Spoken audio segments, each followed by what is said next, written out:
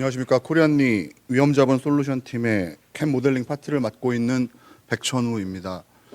제가 원래 이렇게 발표 같은 거 할 때 잘 떨지는 않는 편인데 그 앞에 저희 전무님도 계시고 상무님도 계셔갖고 다행히 사장님은 방금 가셨습니다. 그래서 최대한 떨지 않고 발표 한번 해보도록 하겠습니다.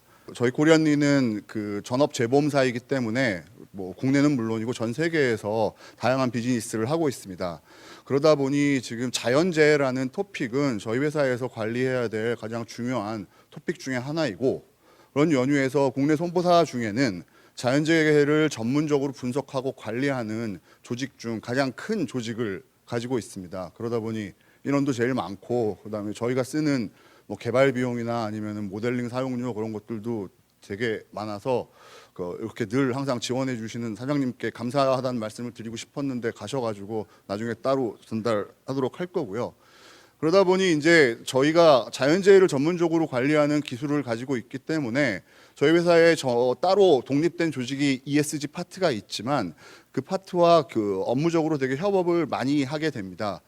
전문적으로 이제 기술적인 조언들을 많이 하는데, 그러다 보니 이런 기후 리스크 관련된 컨퍼런스나 세미나 등에서 자주 발표를 하게 됐었고, 그중에 오늘은 저는 그 손해보험 산업에서 기후 리스크의 영향 그리고 대응 현황, 특히 물리적 리스크에 대해서 얘기를 해보려고 합니다. 뭐 기후 리스크가 중요한지 얼마나 큰지 뭐 그런 건 많이 들으셔서 아실 텐데, 기후 리스크는 다양한 경로를 통해서 보시는 그림에서 보면은 이제 금융 리스크로 전이되게 됩니다. 그래서 이러한 금융 리스크를 정확하게 내지는 어느 정도 맞게 측정을 하지 않고서는 의사결정을 하는 의사결정자들이 이 기후 리스크에 대한 준비를 하기가 쉽지 않게 됩니다.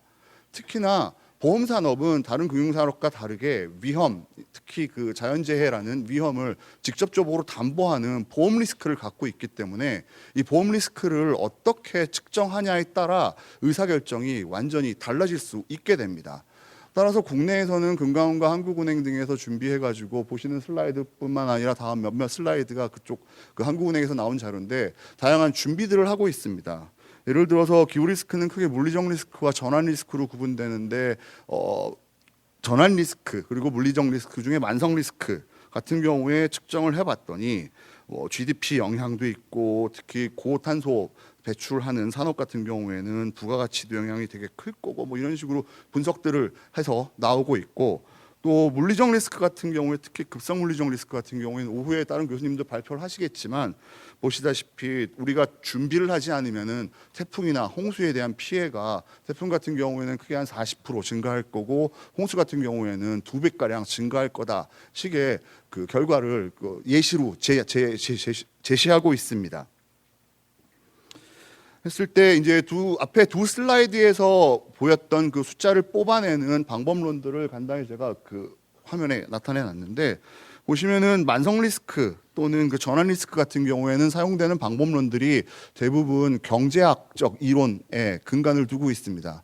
반면에 그 물리적 리스크, 중에 급성 리스크 같은 경우에는 오른쪽 아래에 나와 있다시피 피해 금액 등이나 무슨 태풍 정보 그런 것들을 이용하는 공학적 방법이 주로 사용되고 있다는 것을 알 수 있습니다. 1919년에 영란은행에서 발표한 기후변화의 그 물리적 리스크의 측정 방법에 대해서 우리가 쓸 수 있는 방법이 뭐가 있을까라고 4가지 정도를 제시하고 있었는데, 그게 이제 전문가 판단부터 시작해서 해저드 맵 또는 캠 모델, 풋프린트 등을 사용할 수 있다. 그리고 이거 분석하는 방법론의 그 결정은 포트폴리오의 규모나 아니면은 목적에 따라 갖고 다양하게 접근을 해야 된다라고 그 영란은행에서는 제안을 하고 있습니다. 그중에 전문가 판단, 이거는 전지전능까지는 아니지만 되게 유능한 전문가가 기후변화 리스크는 얼마가 될 거요 라고 이렇게 제시하는 방법인데, 2018년에 태풍 제비가 일본을 어떻게 했었을 때 당시에 일본 그 보험업계에서는 초기에 전문가들이 얘기한 게 한 2빌리언 정도 로스가 있을 거다라고 예측을 했었는데, 최종적으로 나온 거는 대략 한 17빌리언 좀 20조 원 넘는 피해가 나왔었습니다. 그래서 사실 전문가를 그렇게 믿기는 쉽지는 않고요. 그리고 두 번째 이제 해저드 맵이라는 거는 앞에 여기 나와 있던 저희 지금 한국은행하고 금감원에서 접근했던 방법과 비슷한 건데, 기후 변화로 인한 강수량 변화 아니면 온도 변화 그런 것들이 영향이 얼마나 있었을 때 태풍의 강도가 더 커질 거고 침수가 얼마나 늘 건지 그런 해저드 맵을 기반으로 해서 그러면은 기후 변화의 물리적 리스크가 얼마나 될 거다라고 준비하는 산출을 하는 방법입니다. 그랬을 때 이 해저드 맵을 사용하는 방법은 이따가 설명을 드리겠지만 되게 과다평가할 수 있는 좀 우려가 있고요.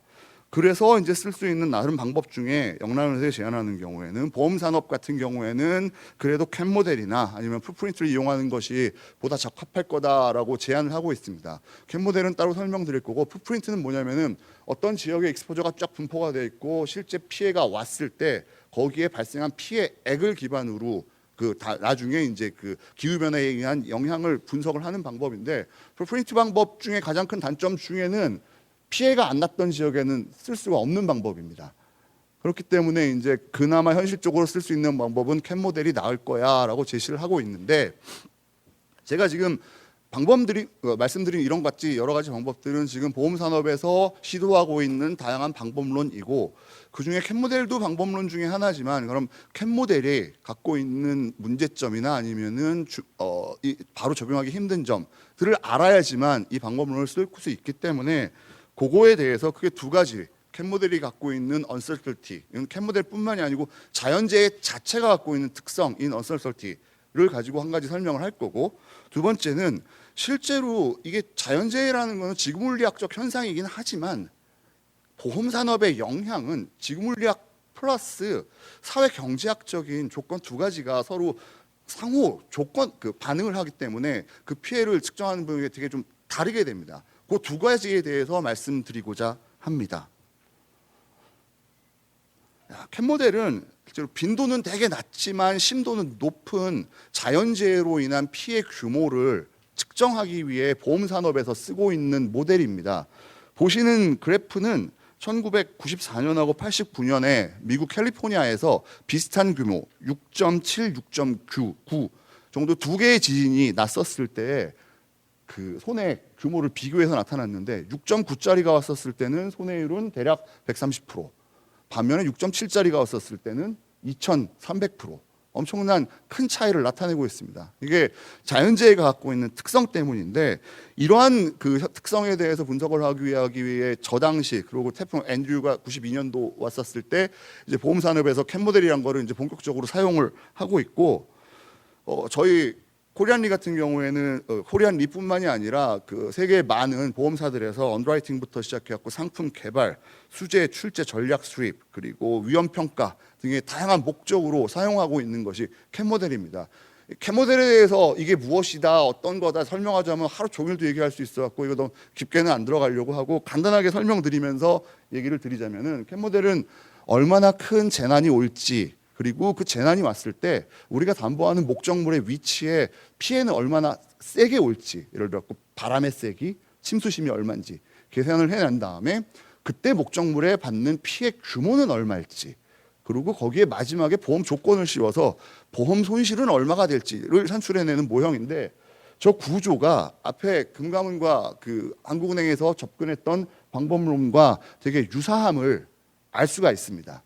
그랬을 때 캔 모델에서 이제 보통 저희가 설명을 할 때 나타나는 것 중에 하나가 뭐가 있냐면 불확실성이라는 건데 걔를 설명할 수 있는 대표적인 그림이 요겁니다. 하나는 영화 포스터고 하나는 미국에서 실제 허리케인이 덮쳤을 때의 사진인데 이 그림이 뭘 나타내냐면은 자연재해 언설터티라는 거는 똑같은 강도의 재해가 한 지역에 왔다 하더라도 그 지역에서 피해가 발생하는 거는 다 다를 수 있다라는 겁니다. 예를 들어 갖고서 지진이 왔을 때 저 건물만 살아남을 수도 있을 거고 허리케인이 왔을 때도 보면은 멀쩡한 건물이 있는가 반면 완전히 다 파괴된 건물도 있는 겁니다. 이러한 것들을 그 넷캣의 그 uncertainty라고 표현을 하고 실제로 캔 모델에서는 이런 것들을 계산해내기 위해 오른쪽에 보시는 바와 같이 데미지 펑션이라는 그 캔 모델에서 쓰는 펑션인데 거기에다가 또 통계학적 분석을 접근을 해가지고 자연재해를 예측하는 방법을 사용하고 있습니다. 그래서 실제로 이제 공학하는 사람분들이 캔 모델 그거 되게 만들기 쉬워라고 접근을 해가지고서 많은 시도를 했었습니다. 모사에서도 뭐 야 지진 모델 만들어봐 해갖고서 지진공학 전공했던 박사가 만들어갖고서 딱 내놨는데 이러한 얼선설티가 반영이 안 돼놨더니 실제로 피해액이 우리가 추정하는 규모의 막 서너 배씩까지 막 나오게 되는 겁니다. 그래서 이러한 자연재해의 불확실성을 반영하지 않은 지금 실제로 금감원이나 아니면은 그 한국은행에서 했던 방법론 자체가 약간 그 풀프린트 방법과 그 해저드 맵 방법의 약간 하이브리드 정도인데 그게 이런 불확실성이 반영되지 않을 경우에는 좀 과다평가가 될 수 있다라는 거는 우리가 충분히 인지를 한 상태에서 물리적 리스크를 평가하는 방법론을 개발해내야 될 것 같습니다. 그래서 실제로 영란은행에서도 캔 모델 방법이나 풋프린트 방법을 쓰는 게 현실적으로는 물리적 리스크를 측정하는 가장 현실적인 대안이 되지 않을까라고 제안을 하고 실제로 그 오버 에스티메이트에 대해서는 되게 저희가 고민을 해야 될 문제라고 생각을 합니다. 왜냐하면은 그렇지 않고 오버 에스티메이트된 결과를 그대로 도용하기 위해서라고 하면은 킥스 비율 같은 것들이 되게 보험사에는 부담이 될 수가 있거든요. 이런 것들은 저희가 준비를 하는데 충분히 감안을 해야 될 상황이라고 생각합니다. 두 번째는 아까 이제 그 지구물리학 현상 그리고 사회경제학적 현상 이 두 가지가 서로 상호간에 작용을 한다라고 말씀을 드렸던 겁니다. 세 가지로 얘기를 드릴 건데 재해 강도와 실제로 그러면은 피해 그리고 또 이코노믹 로스 이거는 경제적 손실 그리고 인슈얼드 로스 이게 얼마나 차이가 나는지 그리고 인슈얼드 로스하고 실제로 컴바인드 레이쇼 로스 레이쇼가 어떻게 다를지 이걸 세 가지를 가지고 설명을 한번 드려보겠습니다. 첫 번째가 스트렝스하고 로스에 관련된 건데 이게 아시죠? 작년에 포스코 사진입니다. 작년에 피해가 저렇게 났었고 그 이후에 높이 2m의 침수 방벽을 쌓았다라고 합니다. 저 포스코 공장 둘레로. 그러면은 똑같은 규모의 강한 비가 와도 과연 다시 잠길까요? 피해는 달라진다는 겁니다. 그래서 강도 자체를 그대로 보험 로스로 다이렉트로 매핑시키기에는 오류가 있다는 겁니다. 이거를 설명할 수 있는 게 다양한 방법들이 있는데 대표적인 게 자연재해와 관련된 법규입니다. 하천법부터 시작해갖고 자연재해 대책법 보면은 중요 지역 아니면 인구 밀집 지역, 상업 지역 이런 데에 대해서는 나라에서 정한 침수나 사고가 발생하지 않게끔 빈도 5년, 10년, 20년 이런 식으로 계속 지구를 정비하도록 법이 정해져 있습니다. 그러면은 저런 식으로 정비 사업을 할 때는 뭘 기준으로 하냐라고 하면은 최근 2, 30년간의 강우 패턴을 분석을 해서 거기에서 사용되는 게 저기 보면 설계 기준 규모라는 겁니다. 100년 빈도, 200년 빈도 이런 식으로 최근의 기후 변화가 반영이 된 설계 강우량을 가지고서 하천 정비나 그런 것들을 하기 때문에 과거와 똑같은 규모의 강도의 비가 와도 피해는 다를 수밖에 없다라는 겁니다. 이거는 재해연보에서 제시하고 있는 실제 연도별 피해액과 복구비를 나타내고 있는데 딱 패턴 보이시죠? 빨간 게 피해액, 파란 게 복구비인데 복구비가 훨씬 높습니다.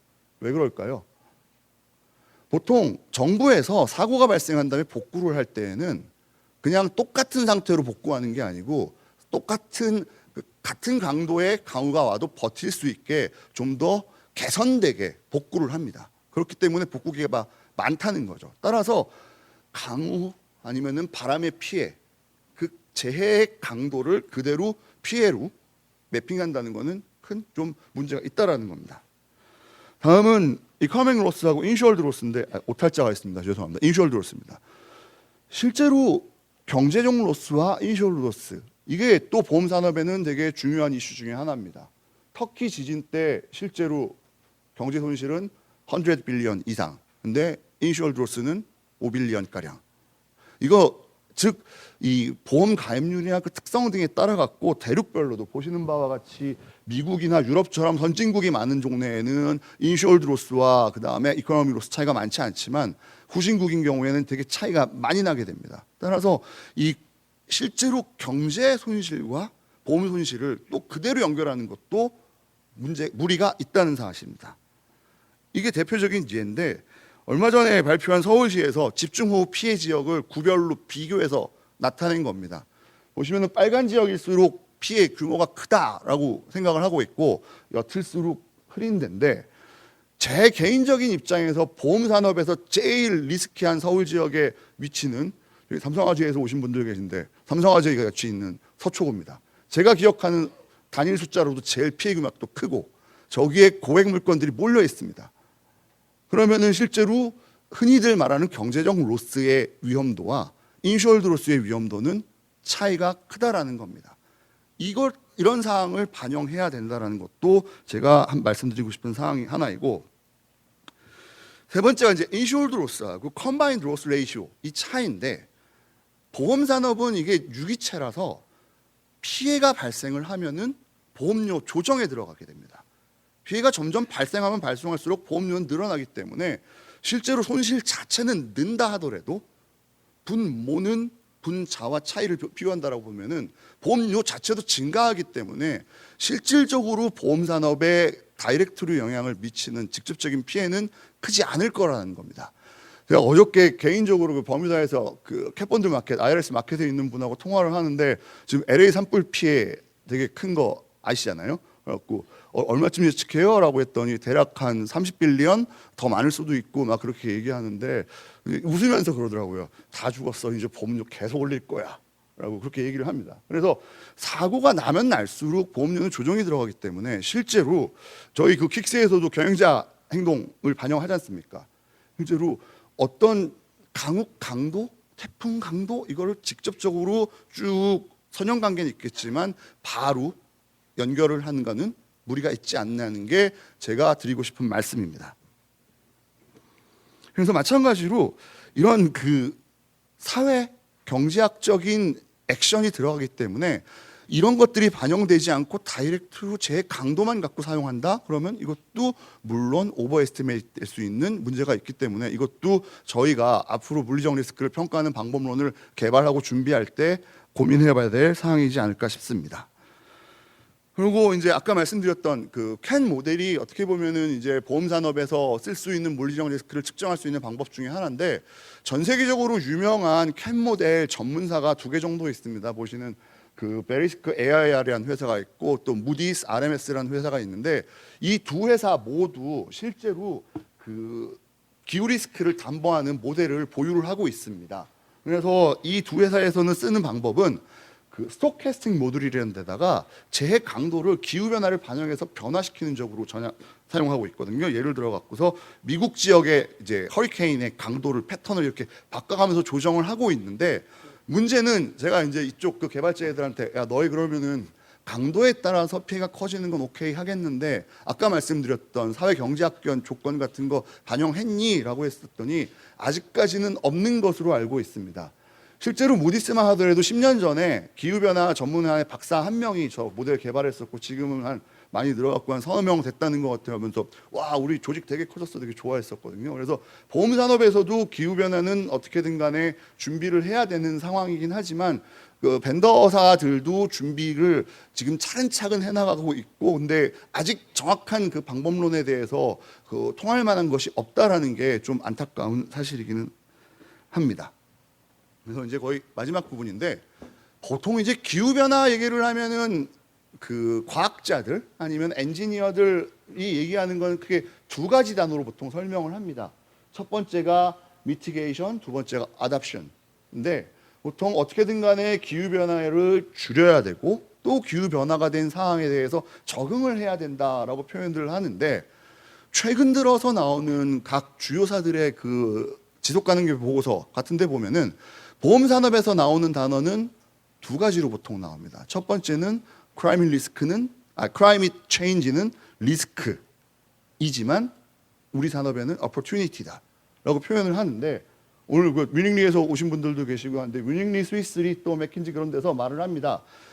기후 변화가 보험 산업에 영향이면 확실하다.